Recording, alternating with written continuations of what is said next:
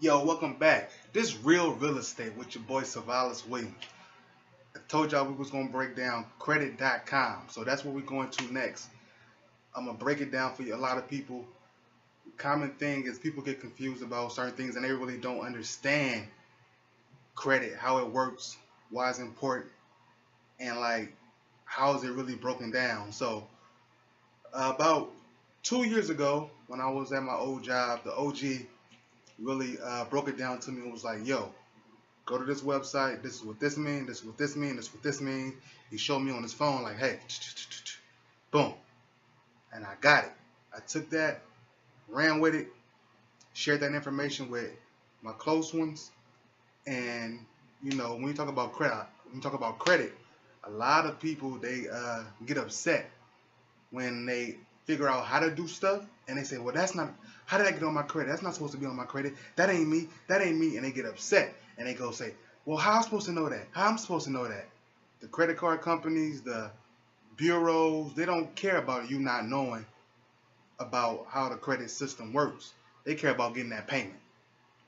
So that's why I'm really doing this, man, because somebody shared this with me, so I want to share it with you. And this can help somebody, potentially buy a house, buy a car, or just have their credit look good. So we're going to get into it. Credit.com is the website that I use personally. So you go to credit.com, you're going to have to sign up. You have to put your information in there. Everything honest, legit. Put all your information in there. It's secure, so don't worry about nobody stealing your information or whatever. And then once you sign in and log on and verify your information, this is what it's going to look like. Now, some of y'all may have seen creditkarma.com or whatever, but it gives you the score, it gives you grades, the breakdowns. It tells you if your credit went up or down. Mine went down within the last month. So, and there's other stuff on there too. Plan of action, comparisons, credit report, credit cards. I try to give you different other little things to try to help boost your credit. But I wanted y'all to actually see it, what it looks like. And so we're gonna break down. Y'all see on one of mine I got an F. The F is for debt usage. Now, it's not really a big deal. It's a big deal, but don't stress about that. Like, I'm not stressing about that. So I'm gonna show y'all the breakdown, the 5 categories. We're gonna go from the bottom to the top. Credit inquiries. Credit inquiries is basically, how you go to Target, Walmart, jewelry companies and all that, and then they offer you credit cards or whatever, sign up, blah, blah, blah, blah, blah. When you sign up, that's what happens. This can become a negative thing if when you start signing up and requesting them things, you get denied. When you get denied 2, 3, 4, 5 times, stop requesting them. That's 10% of your credit score right there. Account mix. Account mix, that's basically like, what do you have on your credit? Car loans, mortgages, jewelry credit cards, gas station credit cards, whatever. That's your mix. Credit age. A lot of my people who are around my age, came up in my generation. You're talking about the 80s babies and all that. Get kind of stuck up on this part, the age. Especially for me personally, in my generation, only been really having credit for 10 years or so. And the first 7 of those 10 years kind of don't count because we didn't know what we was doing. And so how the OG broke it down to me is basically the only thing to help credit in general is time. And so this is not expected to be a high grade, your credit age, if you are considerably young or an 80s baby, unless your parents or somebody or whoever had established you credit while you were younger than 18. This really doesn't get kicked into effect for real until about the 15th year of your credit history. And I'm not sure exactly why that is, but that's how the OG broke it down to me. I guess that's because of the whole 7-year rule of something on your credit. It'll fall off after 7 years, and then you get another 7 years.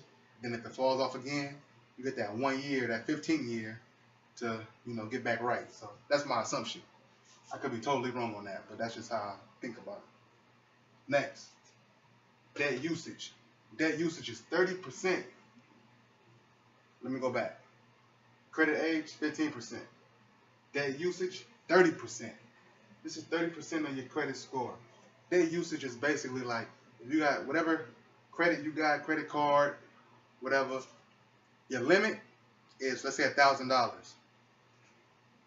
If you max your credit card out, as y'all seen mine is maxed out, then it's going to be a high, you're going to have a high debt usage rate. It's not a good thing. Got to make sure you pay it down. Some people have different strategies on how to keep it good.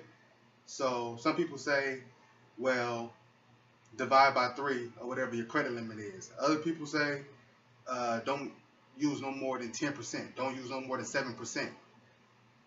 The key to this is just don't max out your credit and have a way to pay it back down. The sooner the better. 35% of your credit score right here is the payment history. It is exactly what it says it is. Like my boy, Michael Singletary said. No, not Mike Singletary. Dennis Green. They are who we thought they were. Payment history is just that. It's the history of the payments that you have made to each and every individual debt that you have. So that's 35% of your credit score. Now peep game. Between your history, your usage, your account mix, and your inquiries, that's 85% right there, your credit. So if you can get these two things, this 35 and this 30 on good terms, these two will kind of automatically be good, if that makes sense.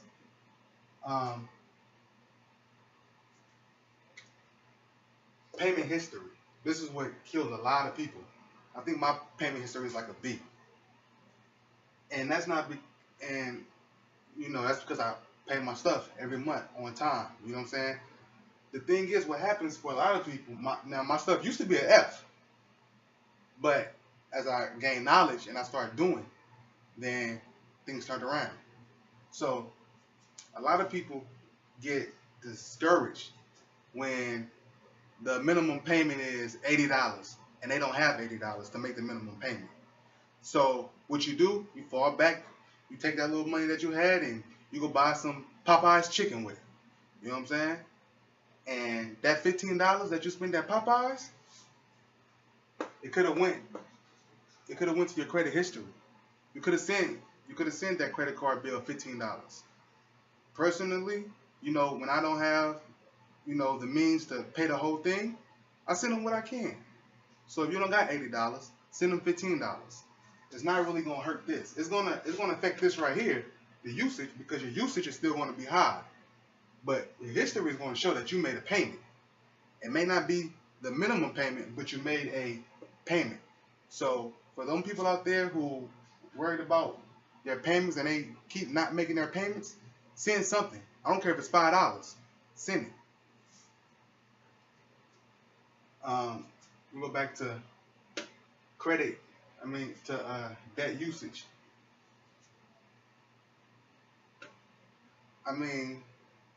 If your credit card is $2,100 limit and you're doing a divide by 3, then your new limit that you set for yourself mentally is going to be $700. If your credit card is $1,000 and you want to keep your credit card limit no more than 10%, well then you got a $100 limit for yourself. If you want to keep it like that. What the credit card companies want to see and what the bureaus want to see, should I say, is the consistent payment history, and it's not all the way up 1 month, all the way down, all the way up. They want to see something consistent going on, so they can trust you. Credit age, like I said before, nothing you can do about that. The only thing to heal credit, for real, is time.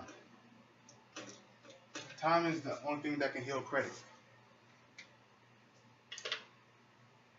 Account mix, once again, is everything that's on your credit, what you acquired. House mortgage, personal loan, gas credit card. Is normally going to be good. If you got something that you're using as credit, this is normally going to be an okay score. Same thing with your credit inquiries. If you got something and you got it, it's normally going to be a good score. When you start getting denied for small things like $200 jewelry credit card, then you might have an issue. So credit.com is the spot to go to all my people out there. If you didn't know, now you know. Go check it out. Go log on. Go get involved. Go be active with your credit, and let's get it right together, people. This your boy Savalas Williams. This real real estate, man. This how we getting down. Oh, I'm gonna say that for the next video. I got some more information for y'all, man. Peace out.